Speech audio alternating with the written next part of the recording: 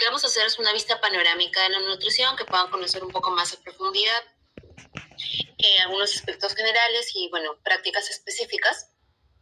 Me presento, mi nombre es Cintia Díaz, yo soy nutricionista, tengo amplia experiencia en todo lo que es la atención a los pacientes, he trabajado en el área clínica, en el área deportiva, con comunidades también. Entonces, estoy aquí para poder atender a sus preguntas, compartir un poco de nuestros conocimientos. Y bueno, primero me gustaría preguntarle a alguno de los presentes si es que tienen alguna noción sobre qué es la nutrición. Está presente Geraldine, Anderson, Aurelia. Sí, ¿qué es lo que creen? Para ustedes, ¿qué es nutrición? Pueden abrir sus micrófonos o pueden comentarme por el chat.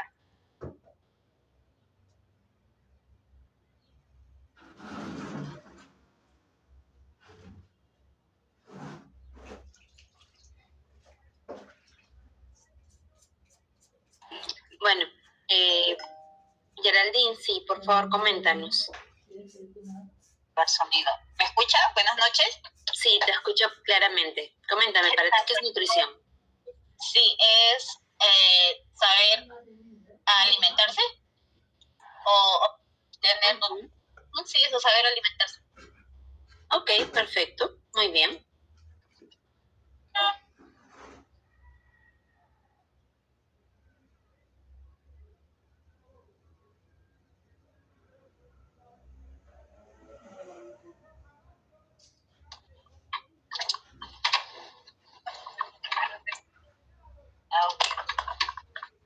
Sí. ¿Hola?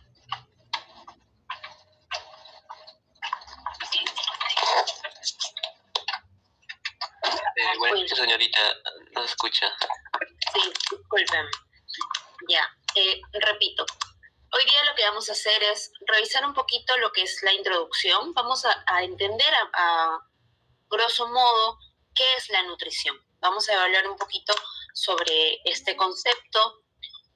Vamos a ver un poco sobre lo que son los macronutrientes, los micronutrientes, qué es eso, un poco sobre cómo trabaja un nutricionista, qué es lo que hace en una consulta y la nutrición aplicada al ciclo vital. Entonces, empezando por la introducción. ¿Qué es la nutrición? Lo que yo les preguntaba a ustedes. ¿Será lo mismo que la alimentación? En este caso, Geraldine no nos decía el saber cómo alimentarse. Vamos a ver algunas diferencias principales. La nutrición son los procesos que vamos a hacer en el cuerpo, versus que la alimentación se centra más en las elecciones que hacemos sobre los alimentos que comemos. La nutrición es involuntaria, ¿de acuerdo? La nutrición es el conjunto de procesos mediante los cuales nuestro cuerpo, nuestro organismo, obtiene, asimila, es decir, procesa esos nutrientes y los utiliza en nuestro cuerpo, ¿no? Los que vamos a obtener tanto de bebidas, de alimentos, y estos nos van a servir para que pueda cumplir sus funciones, ¿no? Para que pueda crecer, para que se pueda mover, para que se pueda desarrollar en todos los sentidos. Y bueno, estos nutrientes principalmente están clasificados como carbohidratos, proteínas, lípidos, ¿no? Vitaminas y minerales, con su rol específico para poder, pues, sostener la vida. Entonces, como acá lo dice este concepto, son procesos, ¿no? La nutrición es un proceso, es la parte involuntaria. Yo no puedo decirle a mi estómago, empieza a digerir ahorita, ¿no? Empieza a moverte en este momento para que puedas mover los alimentos que están en mi barriga y que puedan, pues, digerirse, ¿no? Tampoco le digo a mis células, ok, ahorita en este segundo yo quiero que empiecen a absorber la grasa, ¿no? Que le empiecen a oxidar, a quemar, porque si no, entonces creo que todos ahorita estaríamos bien flaquitos, ¿cierto? Entonces, no lo puedo modificar de forma directa porque yo no tengo control. Versus la alimentación. La alimentación son las elecciones que yo hago. ¿Qué alimentos comer? ¿Cuándo los como? ¿Cómo los preparo? ¿Cómo los combino? Es una elección y por tanto es voluntario. ¿Por qué? Porque yo puedo escoger en este momento tomarme un vaso de agua o tomar un vaso de leche o una gaseosa, ¿no? En mi almuerzo, comer un plato de lentejas, ¿no? O un plato de ensalada, o comerme una hamburguesa. Todo esto es voluntario y es directamente modificable porque yo puedo escoger qué es lo que como, a qué hora lo como, cómo lo combino. Y esto se interrelaciona. ¿Por qué? Porque si bien la nutrición no es directamente modificable, los alimentos, mis elecciones sí van a alterar cómo mi cuerpo obtiene, bueno, no obtiene, sino que absorbe sus nutrientes. Entonces, parte de la función de la nutrición es justamente poder adaptar o poder utilizar esta alimentación para influir en la nutrición. No sé si hasta aquí alguien tiene una pregunta, nos quedó claro el concepto.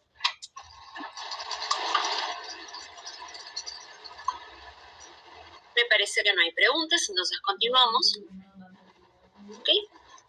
Entonces, los alimentos van a ser energía. Yo estoy segura que en algún momento ustedes han escuchado sobre las calorías, ¿no? Siempre que hablamos, quizás en las redes sociales, en algún video, hasta en la tele a veces, hablan de calorías. ¿Alguien aquí tiene algún concepto? ¿Sabe qué es una caloría? Geraldine. Hola. Hola, Geraldine. Bueno, si por aquí no tenemos todavía alguien que tenga claro el concepto, entonces me gustaría que ustedes piensen, ¿no?, en la distancia, ¿no? Por ejemplo, ahorita yo separo mis dedos, ¿cuál es la medida entre un dedo y el otro? ¿Cómo se mide? Entonces, la unidad de medida que utilizamos para distancia son los centímetros, los metros, por ejemplo. Los alimentos son energía. Y las calorías es la unidad de medida que utilizamos para medir los alimentos, para medir esa energía, ¿no? Por ejemplo, un carrito que utiliza como energía para moverse, la gasolina. En el caso de las personas, lo que utilizamos son los alimentos. La cantidad de energía que tiene ese alimento para que yo pueda cumplir con mis funciones se conoce como el número de calorías. Entonces, ¿y para qué, no? ¿Para qué uso energía? Para pensar, porque a veces uno dice, no, simplemente uno piensa energía para que yo me mueva, para que camine, pero simplemente para vivir, para existir, para que los órganos, el cuerpo siga funcionando, necesitamos también energía. Entonces, nosotros comemos, hay un incremento de energía porque estamos ingiriéndola, y lo que sucede en nuestro cuerpo va a depender cómo se va a distribuir esta energía. La voy a utilizar, voy a hacer ejercicio, no voy a hacer ejercicio, entonces estoy comiendo más energía, y aquí viene lo que es la ganancia de peso, ¿no? Lo que se conoce como la balanza de lo que como versus lo que gasto. Si yo tengo una alimentación, alimentos que tienen mucha energía, ¿no? Como muchos azúcares, muchas grasas, ¿no? Gran cantidad de energía, y pues normalmente no hago mucha actividad, ¿no? Solamente utilizo pues la energía para mis órganos, no me muevo mucho. Entonces lo que va a pasar es que va a haber un incremento en el peso, porque va a almacenarse. Toda la energía que yo no uso se almacena, ya sea como grasa, ya sea como músculo. Entonces sí es importante conocer el por qué estas calorías son tan importantes, ¿no? Pero vamos a pasar un poquito más allá, vamos a ahondar. ¿Es solamente importante el número, la cantidad de calorías? ¿O quizás es importante de qué se componen estas calorías? Entonces ya aquí empezamos a hablar de lo que son los macronutrientes. Geraldine, ¿quieres hablar? Sigo viendo tu manito levantada. Ya no estoy probando cómo funciona porque apenas puedo ver su imagen en el celular. Ok, continuamos entonces. Dentro de los macronutrientes. Sí, claro. Dentro de los macronutrientes lo que vamos a tener son 3 grupos principales. ¿Por qué se llaman macronutrientes? Macro es de grande. Entonces, cuando hablamos de algo grande, significa que nuestro cuerpo lo necesita en grandes cantidades. Y en grandes cantidades me refiero en comparación a otros nutrientes y porque también son los que están más presentes en los alimentos. Lo que está en la mayoría de los alimentos en mayor cantidad es el agua. Pero luego al descomponerlos vamos a encontrar carbohidratos, proteínas y grasas. Entonces, y no significa que al clasificar un alimento como un carbohidrato es lo único que va a tener. La mayoría de alimentos tienen tanto carbohidratos como grasas, proteínas con grasas, ¿no? Pero clasificamos los alimentos acorde a lo que más nos aporta. Entonces, por ejemplo, las proteínas las vamos a encontrar principalmente en alimentos de origen animal, como las carnes, los huevos, la leche, los quesos. Y son importantes, ¿por qué? Porque nos van a ayudar a construir tejidos, a reparar tejidos como los músculos, los tendones. A veces nosotros venimos y decimos, ¿no?, que hay dolor en las articulaciones, o tanto que está de moda el colágeno. El colágeno es un tipo de proteína, ¿no? Porque estas proteínas nos van a ayudar a construir el tejido de la piel, a que se renueve, a que se repare. Entonces, todo esto viene de las proteínas, de nuestros alimentos de origen animal. Por ejemplo, para los que no lo saben, el colágeno se obtiene de los cartílagos de los animales. Por eso, por ejemplo, el caldo de patita es un alimento, una preparación muy rica. Debería de comer patito. Exacto. Entonces, ¿por qué? Porque de aquí obtenemos este tipo de proteína. Entonces también produce enzimas que nos ayudan, por ejemplo, con la digestión. Nosotros cuando hablamos quizás de nuestro sistema inmune, de nuestras defensas, casi siempre pensamos vitaminas, minerales, ¿cierto? Pero no somos conscientes que las proteínas también influyen mucho en mi sistema inmune, en mis defensas. Por más que yo tome mucha vitamina C, por más que me tome muchos multivitamínicos, si mi alimentación no tiene buenas fuentes de proteína, mi sistema inmune, mis defensas no van a poder funcionar adecuadamente. Entonces es importante siempre tener una buena fuente de proteínas en cada una de nuestras comidas, ¿no? También transporta hormonas. Las hormonas, no sé si todos tenemos claro este concepto, son sustancias que nosotros producimos, que van circulando en el cuerpo y funcionan como señales, ¿no? Por ejemplo, la hormona, el cerebro manda una señal, se produce la hormona funciona como una señal que, por ejemplo, le dice a mi cuerpo cuando dejar de sentir hambre. Es una hormona que muchos no conocen, la leptina, la grelina, que son hormonas de saciedad, ¿no? Para sentirme satisfecho, sentirme lleno. Entonces, si no tengo una adecuada cantidad de proteína de reserva, no voy a poder movilizar adecuadamente estas señales y empiezan a haber problemas, ¿no? Luego, los carbohidratos, que muchas veces los satanizamos, ¿no? Porque vienen principalmente de los azúcares, de las harinas. Tenemos dos tipos de carbohidratos, los complejos, no complejos. Pero normalmente cuando uno escucha en nivel general carbohidratos, uno piensa, ¿no? Uy, estos son los que me engordan, los tenemos satanizados muchas veces en las redes sociales o en la tele, ¿no? Uno cuando piensa en hacer dieta dice, ya no voy a comer azúcares, ya no voy a comer nada de harinas. ¿Sí? Miss, aprovechando que está justo en ese tema, ¿le puedo hacer una consulta? Sí, dime, Geraldine. Mire, lo que pasa es que justo a mi hermana le han dicho que parte de que esté subida de peso es porque ella hace resistencia a la insulina. Pero las personas que hacen resistencia a la insulina son personas que en una dieta no pueden consumir carbohidratos totalmente. Vamos a ahondar un poquito más en lo que son enfermedades más adelante, no hoy día, sino en los días posteriores. Pero sí, no hay que cortarlos en su totalidad porque los carbohidratos proporcionan energía y son necesarios para que, por ejemplo, el cerebro pueda pensar adecuadamente. Entonces, lo que es importante es cuánto voy a comer y en qué momento. Cómo ayuda a mi cuerpo para que no se absorba tan rápido. Vamos a ver conceptos un poquito más complejos, por eso es que no lo quiero tocar todavía en esta clase, ¿ok? Pero no es que los carbohidratos sean malos. ¿no? A veces empezamos, cuando ya hay un tema de diabetes o de resistencia a la insulina, hasta tenerle miedo a las frutas, ¿no? Porque nos dicen son azúcar y por ahí siempre hay personas que dicen, no, porque incluso en jugo es igual que comer azúcar, entonces vamos a ahondar un poquito más a profundidad en eso, pero no. Sí es importante controlar las porciones, los horarios, pero no significa que no puede comer ningún tipo de carbohidrato. Entonces, y esto es importante para que todos lo sepan, para que todos lo entiendan, no hay alimento malo, sino porciones no adecuadas. ¿De acuerdo? No hay un alimento que por sí mismo sea completamente dañino o que no tenga ninguna utilidad en tu cuerpo, pero es importante cuánto estoy comiendo. La dosis hace el veneno.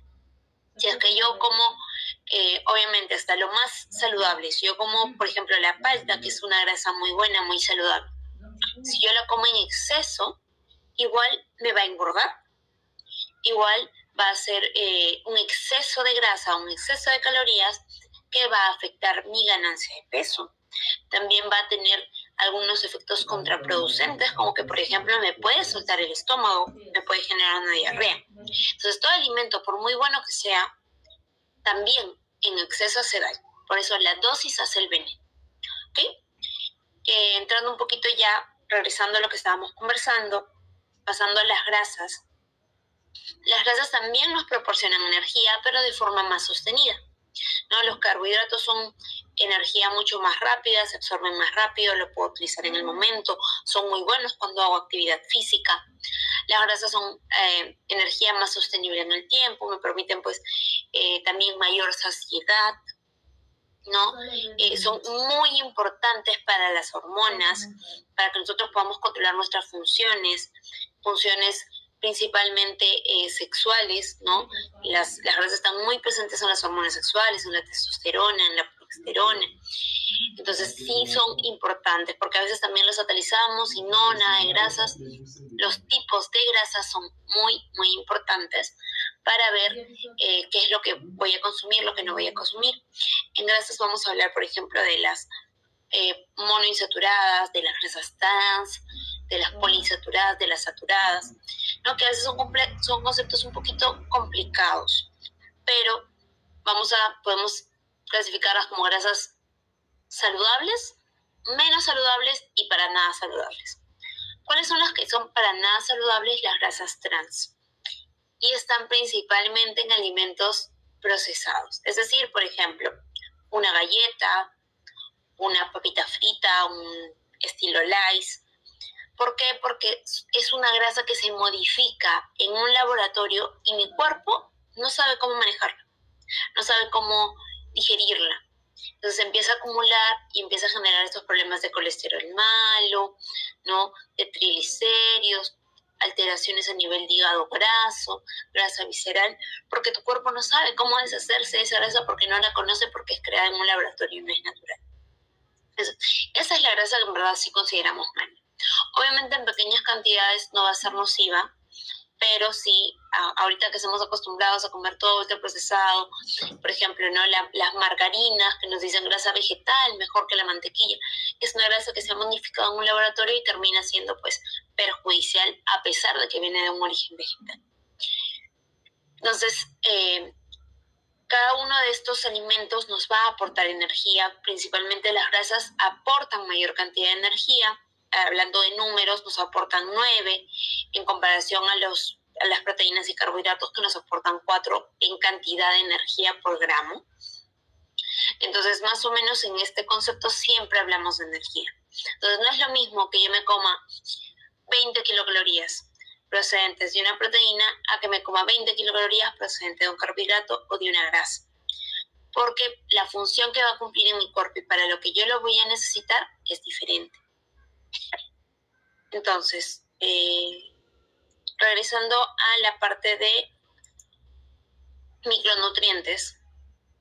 ¿Cuáles son los micronutrientes? Son aquellos nutrimentos que están presentes en los alimentos, pero en menores cantidades, pero que siguen siendo muy importantes para nosotros.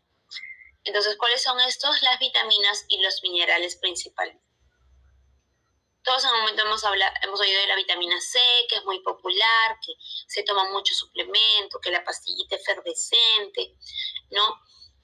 Tenemos diferentes tipos de vitaminas, unas que se parecen más al agua, otras que se parecen más a la grasa, unas más fáciles de absorber, otras más difíciles. Entonces, por ejemplo, la vitamina A, la vitamina D, la E y la K se parecen más a las grasas. Las vitaminas del complejo B, la vitamina C, se parecen más al agua, son mucho más fáciles de absorber, pero también más fáciles de orinar. Porque al parecerse al agua, cuando yo consumo en exceso, pues se van por la orina. Por eso es que siempre tenemos que tratar de obtenerlos de nuestros alimentos para no desgastar los riñones consumiendo en exceso de los suplementos. Entonces, no hay un solo alimento para cada vitamina, sino que los alimentos nos van a aportar diferentes vitaminas, diferentes minerales en un solo alimento, y por eso el truco de comer variado nos va a permitir cubrir la necesidad de todos estos nutrientes. ¿No? Por ejemplo, la vitamina A está presente en las verduras, en las frutas que tienen un color amarillento, naranja, fuerte. Vamos a encontrar vitamina A presente en estos alimentos. La vitamina D está muy presente, por ejemplo, en los pescados, en los mariscos, en las algas provenientes del mar.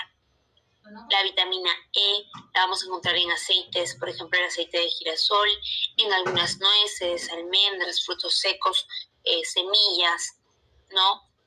La vitamina K, por ejemplo, también va a estar presente en algunos alimentos, frutos secos, semillas también, ¿no? Pero también en algunas verduras en menores cantidades.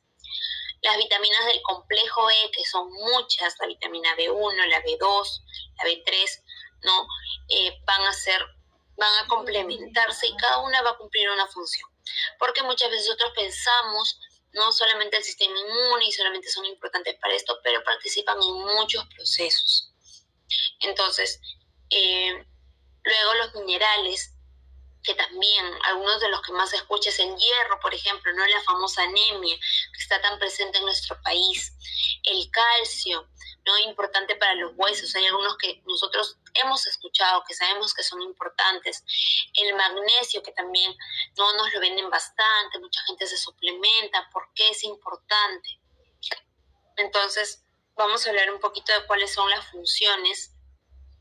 Sí están presentes en el sistema inmune, pero también participan en otras partes del cuerpo, por ejemplo, ¿no? El ácido fólico es muy importante para el desarrollo cerebral, la vitamina B6, la vitamina B12, el magnesio también participa bastante en nuestros procesos cerebrales, en las conexiones, para que podamos pensar, para que tengamos la mente lúcida, ¿no? Suele pasar, quizás a algunos de ustedes les ha pasado, que van a algún lugar o están haciendo algo o estaban hablando de algo y se quedan como que, ¿qué estaba diciendo?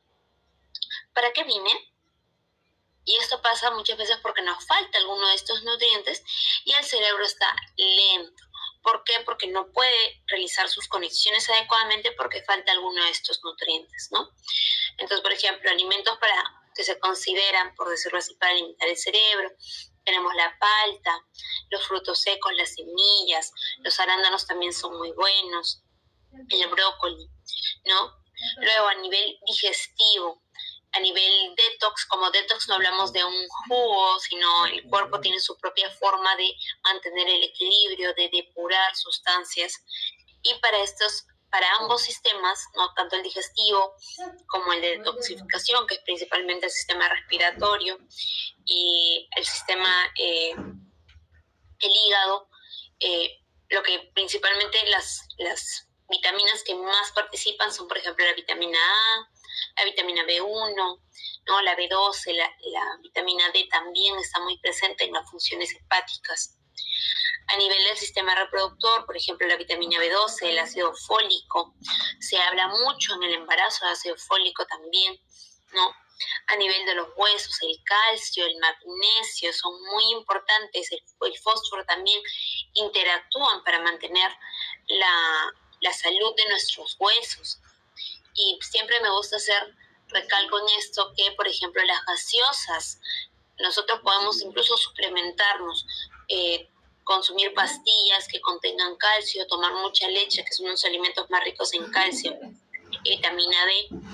Pero si yo estoy consumiendo constantemente gaseosa, al final mi hueso no lo va a poder aprovechar, porque la gaseosa lo que hace, uno de sus componentes, es retirar el calcio de mis huesos. Y cuando se reabsorbe, no se reabsorbe en su totalidad. Entonces, no solamente es lo que como, sino lo que dejo de comer para cuidar esta salud de todo mi sistema. A nivel de la vista, siempre suelen decir, ¿no?, que la zanahoria es muy buena. ¿Por qué? Por la vitamina A, la vitamina C también. Hay algunos compuestos como la luteína que está en la yema del huevo, que muchas veces sataniza y dicen, no puedes comer más de una a la semana, incluso he escuchado, ¿no? Pero no es cierto. Y estos nutrientes también están en las verduras y en las frutas que tienen este color naranja fuerte característico. El zinc también es muy importante para el cuidado de la vista. Para el corazón, para el bombeo de la sangre, ¿no? Las vitaminas del complejo B son muy buenas, la vitamina D, la K, el omega 3 que viene de ciertos tipos de grasas muy saludables. A nivel de mis músculos también, para evitar esos calambres, porque a veces uno no está durmiendo y de la nada siente una contracción, un dolor. Esto se da también porque no están mis micronutrientes siendo cubiertos en su totalidad. Entonces, la vitamina del complejo B, el potasio, el omega 3 también para el cuidado, porque cuando uno trabaja mucho un músculo, no hay una lesión, hay un desgarro, quizás ya con la edad, los que vienen con lumbalgia, dolor en la espalda baja, también puede ser falta de nutrientes que están generando también este desgaste muscular más rápidamente, ¿no? Y bueno, a nivel de energía, que algunos ya se despiertan cansados a pesar de que han dormido muy bien, otros que a mitad del día llegan y ya están, pues que no pueden más, que ya se quieren ir a dormir. Puede ser que a pesar de que estás comiendo mucho, tu energía no está funcionando bien porque nos faltan estos nutrientes para los procesos, ¿no? Principalmente el magnesio. El magnesio es uno de los minerales que más se indican hoy en día como suplemento. ¿Por qué? Porque nuestra dieta es baja, ¿no? Algunas personas no comen para nada vísceras, el hígado es muy rico en magnesio, los pescados también, algunas verduras de color verde oscuro. Entonces, y en especial porque anteriormente las tierras de cultivo, las tierras de alimentación destinadas a la alimentación de los animales tenían una mayor concentración de magnesio. Ahorita por la sobrepoblación, porque hay muchos embrios, pues la cantidad de magnesio en el suelo ha disminuido. Y si encima mi dieta no lo incluye o lo incluye en muy pequeñas cantidades, como se usa en tantos procesos del cuerpo, es uno de los suplementos que más se utiliza y en verdad tiene efectos. No sé si aquí alguno de ustedes ha probado el magnesio. ¿Alguno toma, algún familiar toma magnesio y en algún momento les ha comentado? Sí, yo consumo en las noches. ¿Y qué tal? Cuando lo has empezado a consumir, ¿has sentido alguna diferencia? En el descanso y claro, si descansas bien, te levantas con más energía, pues durante el día, ¿no? Puedes estar mejor. Claro. Sí. Muy bien, Geraldine, gracias por tu participación. Entonces, sí, esto es cierto, ¿no? O sea, hay diferentes tipos de magnesio según cómo se combina, con qué otro mineral está combinado este magnesio, ¿no? Si es cloruro de magnesio, si es fosfato de magnesio, va a indicarse en diferentes horarios del tiempo. Entonces, por eso, si ustedes acuden a cita con su nutricionista o con algún coach, alguna persona que les está orientando, un profesional de la salud que les está orientando a consumir, por ejemplo, magnesio, tienen que preguntarle, doctor, ¿qué tipo de magnesio? Porque hay muchos magnesios en el mercado. ¿Y en qué horario lo voy a consumir? Por ejemplo, en el caso de Geraldine, luego lo está consumiendo en la noche, que le ayuda con el sueño, pero también esto le permite, pues, ¿no? Tener un mejor descanso y también disminuir así el cansancio. Entonces, sí es importante pensar en estos micronutrientes y recordar de dónde provienen, porque muchas veces nosotros como peruanos comemos tan rico, ¿no? pero nuestros platos no suelen llevar verduras o los llevan en muy pequeñas cantidades.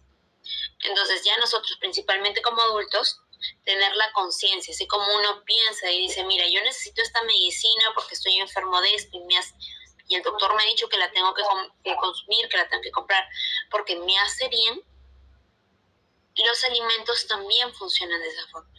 No nos vamos a torturar y que todo lo que comamos sea feo y incomible y hasta que nos hartemos, pero sí hay que tener cierta conciencia para la toma de alimentos. Entonces no. Sí, dime, Gerard. Disculpe, acaba de decir algo que me llamó la atención. Mencionó que, o sea, hay horarios donde uno puede consumir magnesio y el tipo de magnesio que debe de consumir. Sí, claro. Ajá, ¿y cómo podemos obtener esa información? O sea, por ejemplo, porque yo voy a cumplir 42. Entonces tomo el magnesol, ¿no? Ajá. Que es con zinc. Sí. ¿Lo estás tomando en la noche? En la noche, ajá. Ya. Entonces, pero me llama la atención lo que ha mencionado que, hay horarios y tipos de magnesio. Exacto. Por ejemplo, hay ciertos tipos de magnesio menos conocidos, como el fosfato de magnesio, por ejemplo, que van a tener diferentes interacciones. Al ir acompañado de otro mineral, la forma de absorción varía. Entonces, hay ciertos tipos de magnesio que te ayudan a descansar mejor. Hay otros tipos que más bien te energizan, ¿no? Como si te tomaras un café, te despiertan. Hay otros tipos de magnesio que te ayudan con la digestión. Entonces, en verdad ahorita, más que nada por el tiempo, no quiero andar tanto en ningún nutriente en específico porque nos queda el tiempo muy corto porque tenemos solamente 1 hora, ¿ok? Pero voy a ver si para el último día podemos hablar un poquito sobre suplementación. Ok, el día anterior les voy a pedir que me comenten qué suplementos son los que más usan y ver si podemos dedicarle aunque sea 10 minutos a ahondar un poquito en eso. ¿Les parece? Sí, espero que sí. Ok, entonces, bueno, retomando un poquito esta parte, como adultos ser conscientes de mi alimentación y que pues quizás las verduras no sean lo más rico, que no necesariamente, porque jugando un poquito con las recetas, con los aliños pueden ser deliciosas, pero sí que son importantes, que yo como persona consciente, como adulto, piense que esa es mi medicina y que me hace bien. Entonces, la nutrición, más que como un tratamiento, porque sí funciona como tratamiento para ciertas enfermedades, hay que pensar que es algo preventivo también. ¿Por qué? Porque me va a ayudar a evitar que la enfermedad se desarrolle. No sé si en algún momento alguno de ustedes ha pensado o ha tenido el concepto o alguien les ha dicho que comer saludable es muy caro o que al menos es más caro que no comer saludable. Y esto surge de una mala percepción, porque en verdad aquí en Perú comer saludable es muy barato, porque las frutas, mientras compremos de estación, porque lo que suele pasar no es que una fruta se pone de moda, un superalimento se pone de moda y encima se encarece porque se puso de moda. Entonces, no hay un solo alimento que me dé un solo nutriente, y lo bonito es que al tener tanta variedad de alimentos, nosotros es que podemos obtener un nutriente de diferentes fuentes. Por ejemplo, ¿no? Los antioxidantes que están tan de moda porque nos retrasan el envejecimiento, ¿no? Porque también retrasan el envejecimiento del cuerpo, del sistema, evitando que se desarrollen enfermedades. Y vienen y te dicen, ay, que sí, que los arándanos o que las frambuesas, y cuando se pone de moda una temporada, están carísimos. Y uno dice, pero entonces, ¿qué hago, no? ¿De dónde compro? ¿De dónde saco? Entonces, por ejemplo, las papas, nosotros las papas nativas, por ejemplo, esas que tienen una coloración en la cáscara, media morada, media rojiza, tienen los mismos antioxidantes y no están tan caras, pero obviamente no se hacen súper populares como se han hecho pues estas frutas, ¿no? Entonces, en verdad, no es caro comer bien, no es caro comer saludable, pero hay que ser inteligente. Entonces yo por eso manejo bastante también en consulta, buscar frutas de estación, buscar vegetales de estación. ¿Por qué? Porque tenemos muchos, nosotros como peruanos, tenemos amplia producción de mucho y en verdad la cantidad también que yo necesito no es increíblemente grande para que se encarezca tanto mi alimentación. Entonces yo les voy a dejar un ejercicio a ustedes, ¿no? Que quizás por ahí, por un tema del bolsillo, uno dice, no, es que no quiero comprar, esos quizás son muy caros, ¿no? Me sale más barato lo que como siempre. Que saquen una cuenta, no solamente de su alimentación en el día a día, sino también un poco de la alimentación que tenemos en comida rápida, ¿no? ¿Qué tanto gasto yéndome a un restaurante? ¿Qué tanto gasto pidiéndome un delivery? ¿Qué tanto me gasto en esa galletita? Porque a veces uno come galletita, galletita, galletita y no se da cuenta que en la semana se hicieron 10 soles en galletitas. Entonces, y esto de que viene también del cansancio del cuerpo porque no estoy cubriendo micronutrientes. Si yo no consumo suficientes vitaminas y minerales, a veces el cuerpo me hace sentir más hambre porque está trabajando a la carrera con una gasolina de baja calidad y la consume muy rápido y la necesita más rápido. Entonces, a veces regulando mi alimentación, ese antojo de galletita, de papitas, de snacks, desaparece de forma inconsciente. ¿Por qué? Porque mi cuerpo ya no me lo pide porque tiene nutrientes buenos y puede cumplir sus procesos solamente con esos nutrientes y ya no gasta tanta energía o ya no te requiere tanta energía. ¿Por qué? Porque ya los cubrió. ¿Ok? Entonces, en esta parte de micronutrientes quizás vamos a andar un poquito más cuando hablemos de algunas enfermedades. Entonces, ¿cómo sé cuando me están haciendo una evaluación nutricional adecuada? O yo quizás si estoy en el rubro, quiero conocer un poquito más sobre la nutrición. ¿Cómo funciona una evaluación nutricional? Primero vamos a hablar de la valoración nutricional. En la valoración nutricional, lo que hace el profesional de la salud es conocerte. Así como cuando uno quiere salir con alguien, ¿no? Y empieza a preguntar cosita por aquí, cosita por allá, que te gusta, que a dónde vas, que qué haces. Igual en la valoración nutricional, el profesional quiere conocerte para saber de dónde estoy partiendo y qué es lo que puedo hacer para mejorar lo que ya se está haciendo. Entonces, por ejemplo, dentro de la nutrición hablamos de un ABCD. En la parte de la, esta es una palabra un poquito difícil para algunos quizás, hablamos de antropometría. Antropo, que viene de cuerpo, vamos a conocer cómo está tu cuerpo, porque cuando hablamos, por ejemplo, de IMC, ¿no? Del famoso IMC, ¿no? O del peso para la talla, que si yo mido 1,50 m, tengo que pesar 50 kilos como máximo. Y eso no es cierto, porque encima estos son indicadores que se han trabajado en otras poblaciones, principalmente europeas, que eran muy diferentes a los peruanos, el peruano nativo principalmente, ¿no? Su composición ósea.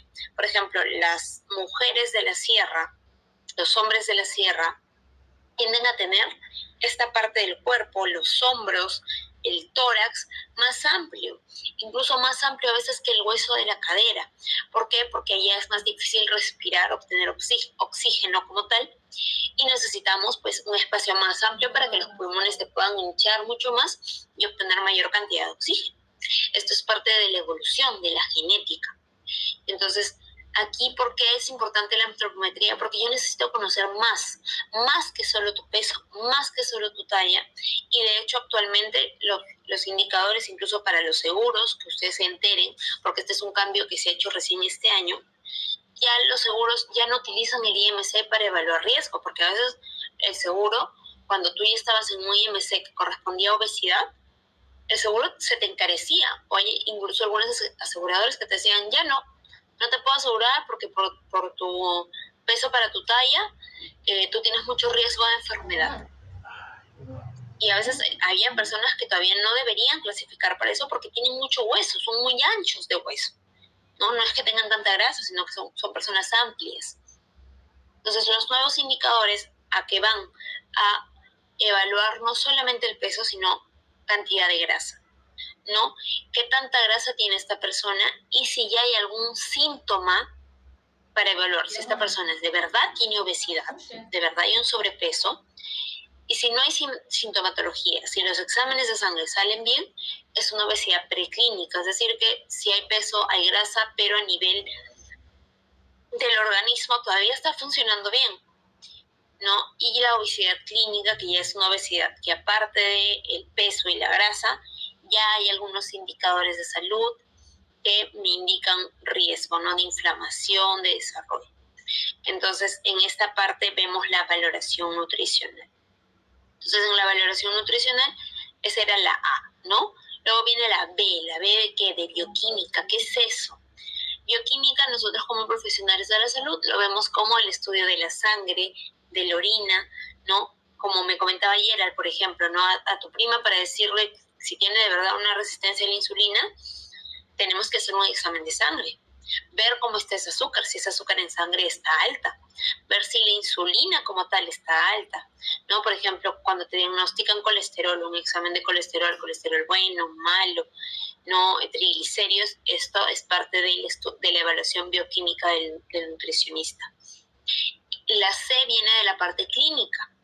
Cuando hablo de clínica, por ejemplo, ya te lo dejo como tarea para que quizás tú puedas ver a tu prima, en las partes de los pliegues, principalmente una de las zonas en las que más se nota es aquí en el cuellito. En la parte de aquí, por ejemplo, ver si se hace como si la persona no se hubiera bañado, como si estuviera cochinito con carpa. Las personas que ya presentan una resistencia a la insulina, que se ha mantenido por mucho tiempo, empieza a mostrar esos indicadores, ¿no? Por ejemplo, los labios que se pelan mucho, que se resecan, puede ser carencia de vitaminas liposolubles como la vitamina D, la A, la K, ¿no? También falta de hidratación, falta de consumo de agua. En la parte clínica, las uñas, cabello que se cae mucho, ¿no? O sea, me refiero hay personas que literalmente no se pasan la manito así y sacan la mano y hay un mechón de pelito. Entonces, esas son partes que también el ojo clínico del nutricionista, ¿no?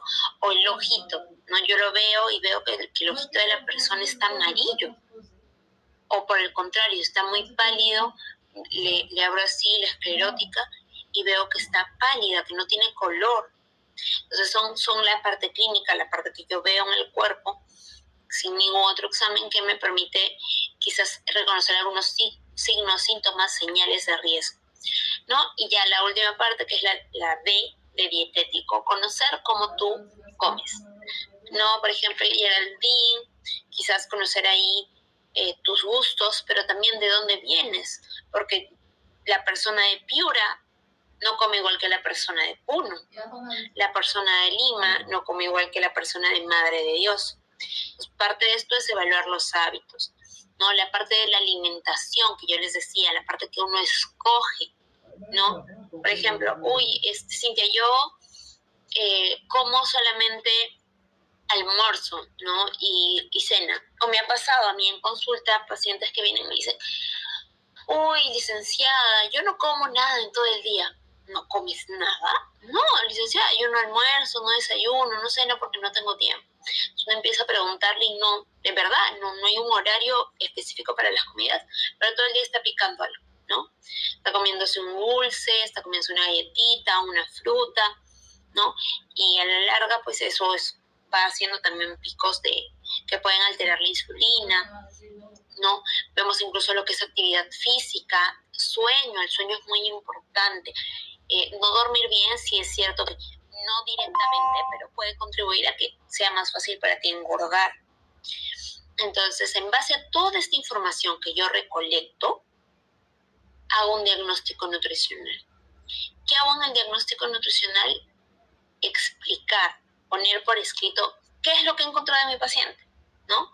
Su edad, sus riesgos, no una persona que yo veo y te digo, mira, en tu examen, por ejemplo, todavía quizás no me sale el colesterol alto, pero palpamos la zona del hígado y siento que esa zona está dura, ¿no? Que los deditos no pueden ingresar y probablemente ya tenemos un hígado que se está empezando a inflamar.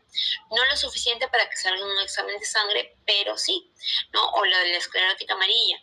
Mira, hay que tener cuidado porque eso me indica que el hígado no está funcionando del todo bien, ¿no? O alguno de los otros indicadores, y eso se indica en el diagnóstico nutricional. Y en base a este diagnóstico, este resumen de todo lo que yo encontré en la valoración, se hace la intervención. Entonces, en la intervención ya se les da, puede ser recomendaciones o puede ser una dieta específica. Entonces, en la dieta ya yo veo, ¿no? lo que le voy a dar, en qué horario, cuánto necesita, porque al principio, si recuerdan, hablábamos un poquito de esta balanza de lo que gasto y lo que como. Entonces ahí vamos viendo, acorde a lo que el paciente quiere lograr, si es que necesitamos ganar más músculo o perder peso, ¿no? Cómo se planifica su alimentación y para cubrir todos los nutrientes, los micronutrientes que necesita. Y constantemente esto va a ir acompañado de un monitoreo y una evaluación. Entonces, voy a correr un poquito en esta parte del monitoreo porque si no, no nos va a alcanzar el tiempo. En el monitoreo lo que hacemos es el control del seguimiento, ¿no? Porque ninguna dieta, al menos la primera, ninguna es perfecta. ¿Por qué? Porque yo soy un ser humano, porque tengo trabajo, porque quizás tengo hijos, porque mi esposo, porque tengo emergencias. Y a veces yo te puedo poner, ¿no? Que lo ideal para ti es que todos los días a las 10 y 9 de la mañana te comas una manzana espolvoreada con canela. Y en teoría y en ciencia eso es lo mejor para ti y para tu cuerpo. Pero quizás un día no te la comiste a 19 porque estabas en una reunión y te la comiste a las 10:30, ¿no? O un día llegaste y no había manzana y te comiste una pera. O el otro día no tenías canela y te comiste la manzana sola. Entonces, ver cómo la planificación, las recomendaciones que se te han dado funcionan para ti acorde a tu estilo de vida, porque hay que recordar que uno no vive para comer, ¿no? O sea, tampoco es saludable que uno se obsesione y que solamente piense en cuántas calorías estoy comiendo, que solamente puedo comer esto, que si me como un pedacito de torta ya me super engordé o ya me enfermé, porque tampoco funciona así. El cuerpo en verdad es una cosa maravillosa que cuando uno lo empieza a cuidar un poco, empieza a sanar y a hacerle frente de forma efectiva a esos pequeños desajustes. Entonces, el plan perfecto es el que al hacer el seguimiento veo que el paciente lo puede incorporar. ¿Ok? Entonces, y bueno, vamos midiendo resultados, si bajo de peso, no bajo de peso, si bajo la insulina, no bajo la insulina. Entonces, y bueno, en base a mi diagnóstico, no vuelvo a hacer, porque siempre que hay un monitoreo vuelvo a hacer un diagnóstico a ver si es que varió o no varió.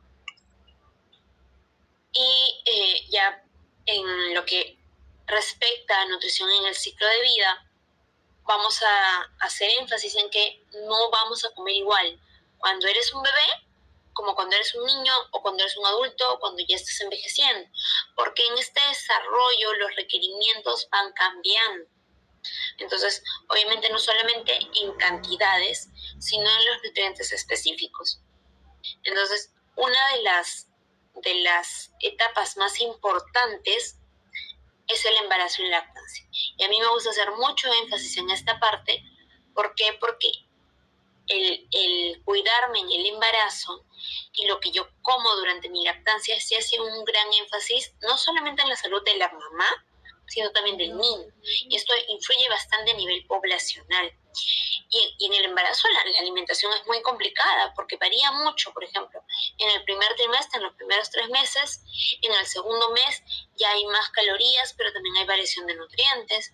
En el tercer mes ya hay más calorías, pero también cómo va variando, porque durante estos meses hay un incremento de náuseas, quizás, de vómitos, ¿no? De antojos, no quiero comer esto, quiero comer lo otro. Entonces, sí es un proceso bastante importante. ¿Y por qué? Porque hay el desarrollo, estoy creando vida, estoy creando un nuevo ser. Entonces, los alimentos necesarios para que este ser se pueda dar de forma adecuada son muy importantes. Por ejemplo, ¿no? Las grasas saludables ayudan a un buen desarrollo del bebé a nivel del sistema neuronal, a nivel de su cerebrito, ¿no? Pero también el ácido fólico. El ácido fólico es muy importante porque cura, por decirlo así, las células. Incluso fuera del embarazo, el ácido fólico nos ayuda a evitar el cáncer, por ejemplo. Tener una dieta con una adecuada cantidad de ácido fólico me permite que las células, porque en el cáncer las células lo que hacen es como que se vuelven loquitas y en vez de hacer lo que tenían que hacer, por ejemplo, ¿no? una célula de la uña empieza a creer que es una célula del dedo, ¿no? De la piel. y al alterarse pues empieza a funcionar mal y empieza a jalar más alimentos y a crecer y a deformarse. Entonces, ese punto de locura, ese punto en el que la célula se olvida, por decirlo así, lo que tenía que hacer y empieza a hacer otra cosa, el ácido fólico lo evita. Evita que haya esa confusión y que las células sigan funcionando como tienen que funcionar, y por eso sí es efectivo en la prevención del cáncer. Por eso hablamos mucho de prevención, porque para curarlo sí es mucho más complicado, pero para prevenirlo no tanto. Entonces es importante, muy importante también en el embarazo, porque como estamos creando células nuevas, es importante que pues esté presente este nutriente. Luego, entrando un poquito ya a lo que es la lactancia, ¿por qué es tan importante? Porque uno nos va a ayudar a regular el peso de las mamitas, ¿no? Y en el desarrollo del bebito nos permite, uno, que el bebé empiece a conocer ciertas sabores. La leche es capaz de transmitir sabores y también nos permite hacer una transferencia de sistema inmune, que es algo que por ejemplo no tenemos con las fórmulas, y también de bichitos. Nosotros tenemos bichitos en todo el cuerpo, en nuestro sistema digestivo, en la piel, en nuestro sistema reproductivo, y también se transmite a través de la leche. Y estos bichitos, estas bacterias, virus, hongos y todo tipo de microorganismos nos van a permitir que un desarrollo adecuado para la absorción de nutrientes, para cómo digiero estos nutrientes, para mi sistema inmune, incluso afectan, por ejemplo, nuestro olor. El hecho de tener quizás un olor más fuerte a nivel de axilas, por ejemplo, se ve influenciado por la microbiota, por los bichitos presentes en la piel, porque fermentan con el sudor, con las células muertas. Entonces, y hay bacterias buenas, hay bacterias malas, hay cantidades adecuadas para cada tipo de bacteria, y esto influye mucho la leche materna. Entonces, son alimentos muy importantes. Incluso la leche materna se puede utilizar para recuperación no solo de bebés, sino de enfermos críticos, ¿no? Y es un alimento vivo, es un alimento mágico porque va variando a lo largo del día y del desarrollo del bebé. La leche de una mamá de un bebé de 1 mes es muy diferente a la leche de una mamá de un bebé de 6 meses. Y la leche que se produce a primera hora del día es levemente diferente a la leche que se produce en la noche. Entonces sí me gusta bastante ahondar un poquito en esta parte del embarazo y de la lactancia, porque vamos a tener una alimentación muy importante y fundamental para todo el desarrollo del resto de mi vida. No sé si hasta aquí hay alguna pregunta.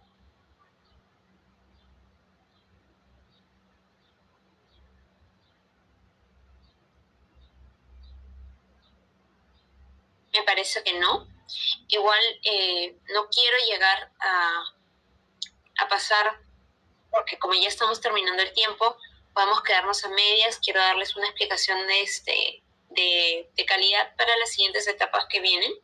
Okay, lo vamos a continuar, ya que no vamos a tener una introducción, vamos a tener un poquito más de tiempo en el día de mañana. Dime, Geraldine.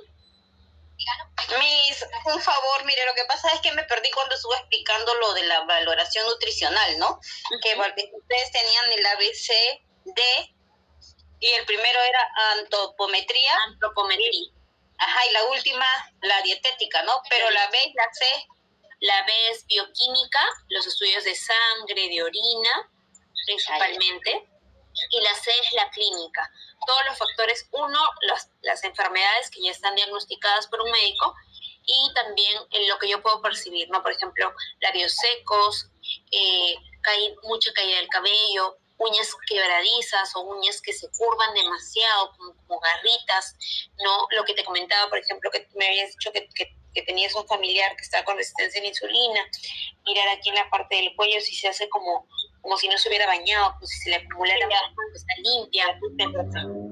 Incluso a mi hijita se le mancha un poco la piel. Uh-huh. Pero en los exámenes que ella se ha hecho, que le he mandado a hacer, no en ninguno ha arrojado que tenga resistencia a la insulina. Resistencia a la insulina, ajá. Pero ella se está manchando un poquito la parte del cuello, sobre todo, ¿no? Claro. Mira, puede ser Lo que pasa es que esta es la parte quizás un poco complicada para todo profesional de la salud, que hay diferentes enfermedades que nos van a indicar o nos van a dar síntomas muy similares. Entonces, por ejemplo, un cólico menstrual versus un cólico de barriga, el dolor igual es más o menos en la misma zona. Y sobre todo para una persona que no está en el rubro médico, yo te pregunto en qué parte del estómago te duele y me puedes decir todo. ¿Lo sientes como punzada o lo sientes como un dolor de ardor o un dolor perenne? Y a veces las personas no lo entienden y ni siquiera saben cómo describir adecuadamente sus síntomas. Entonces, sí es importante por eso el completar todo el concepto, ¿no? En este caso, ¿qué edad tiene tu hijita, Geraldine?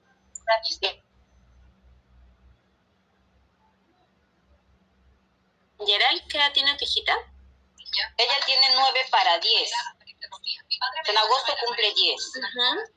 ¿Y es rellenita, es flaquita? No es rellenita, no es gordita, porque digamos que también le controlo mucho su comida, ¿no? Pero tiene un cuerpo bastante bonito, pero, por ejemplo, le llama mucho la atención a comer dulces, y eso que es su desayuno le pongo avena, huevo, una fruta, pero como que no logro saciar su apetito, o sea, por calmar eso, ¿no? Porque, por ejemplo, sucede lo contrario conmigo. Yo tomo un buen desayuno, digamos que con proteínas, así, ¿no? Que sea, digamos, que me sacien, y yo durante el día no tengo antojos de comer dulce, como que ya ordené eso en mi cuerpo, pero con mi hijita no lo logro hacer. Y lo otro que le decía era que, o sea, ella, por ejemplo, tiene mal olor en las axilas, y la baño, y entonces usted mencionó que de repente algo le falta algún microbio, algo que le haga que, o sea, su olor sea normal.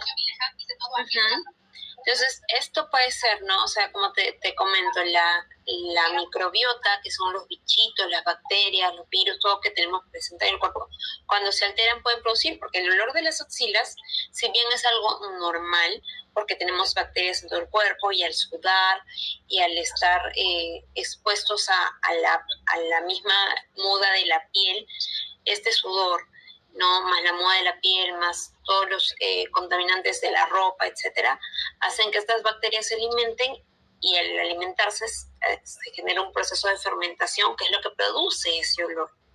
Entonces, podría ser porque en verdad, cuando hay una resistencia a la insulina, como yo no puedo utilizar mi azúcar, las bacterias se aprovechan y lo utilizan. Porque cuando ya hay problemas de azúcar, incluso se elimina por la orina, hay un tema de olor de la orina mucho más fuerte y demás. Entonces, vamos a ver si es que el último día podemos ver un poquito casito y ver un poquito más la evaluación a fondo, y ver quizás de algunos cómo está la sintomatología, qué signos preocupantes tienen, y tener una idea de qué cambios podríamos hacer, a ver si nos funciona. En el caso igual, Geraldine, recordarte que tú eres adulta y tu niña es una niña. Ya la otra semana no, el día de mañana vamos a ver un poquito más sobre la alimentación en la edad preescolar, escolar. Pero un niño no come igual que un adulto. El niño sí necesita un poco más de carbohidratos, pero ¿de dónde vienen estos carbohidratos? Por ejemplo, si yo tengo un antojo de dulce, yo lo debería poder saciar con una fruta, sino que el paladar también se adapta. No sé si en un momento les ha pasado que consumen, por ejemplo, están en alguna reunión y están tomando una gaseosa o un café que ya habían endulzado, y comen un pedazo de torta y luego vuelven a su bebida y ya no lo sienten tan dulce. ¿Les ha pasado? Esto pasa porque el paladar se adapta, y al adaptarse disminuye la sensibilidad, su capacidad de percibir el sabor dulce. Entonces, obviamente, si yo tengo un niño o en general una persona que constantemente consume dulces, con el tiempo el paladar disminuye su sensibilidad y necesito más cantidad de dulce o alimentos mucho más dulces para poder cubrir un antojo de dulce. Versus que si yo empiezo a depurar, empiezo a quitar o a ir disminuyendo poco a poco la cantidad de dulce que consumo, la cantidad de azúcar, mi paladar se va a volver de nuevo un poco más sensible y con menos cantidad de azúcar voy a tener la misma percepción de que si hubiera agregado la misma cantidad que agregaba antes, ¿no? O voy a tener una sensación de que quiero algo dulce y pruebo una fruta y digo, pero es que esto no es tan dulce. Y luego pruebo un chocolate y obviamente eso sabe dulcísimo. Pero si yo empiezo a disminuir la cantidad de chocolates que como, la frecuencia, voy a empezar a consumir una fruta y voy a empezar a decir, oye, sí es dulce, ¿no? Y eso es lo que tratamos normalmente de trabajar en consulta, regresar al paladar, tanto en dulces como en salados y en grasas, a una percepción más cerca de lo normal y que pueda empezar a consumir menos dulce o que cuando lo consuma pueda necesitar una pequeña cantidad porque me saturo muy rápido porque mi paladar está más sensible. Entonces, ya siendo 8:05, porque empezamos 7:05, hemos completado la hora. El día de mañana estamos empezando ya así puntual. Por favor, ingresar con anterioridad porque a las 7 en punto empiezo con la clase y ya los estoy viendo el día de mañana. Que tengan una excelente noche. Hasta luego. Gracias.